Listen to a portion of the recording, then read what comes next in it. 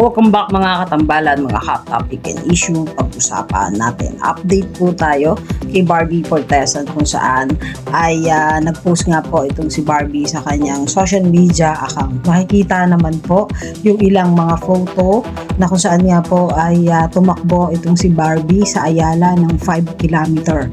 At makikita din na talaga namang napakaganda ng isang Barbie Fortesa at talaga namang ini-enjoy itong si Barbie ang ginagawa niyang pagtakbo.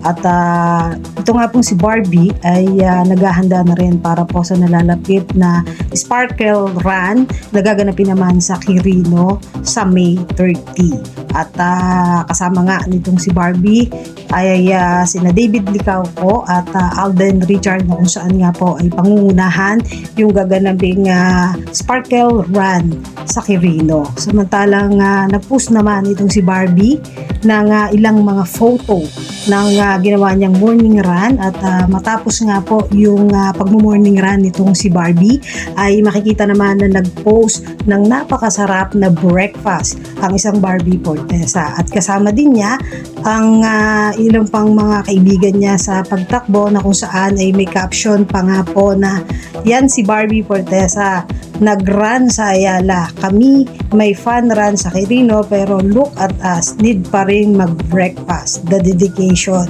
At meron din po doon na caption na namiss ko kayo, dapat lagi tayong nakikita kasi naiipon yung chika. Congrats 5K finisher. Yung mga update natin ngayon kay Barbie, kayo mga katambalan, ano masasabi nyo? Mag-comment lang sa comment section at pag-usapan natin. Yan ang mga hot topic and issue dito lamang sa Tambalang JK.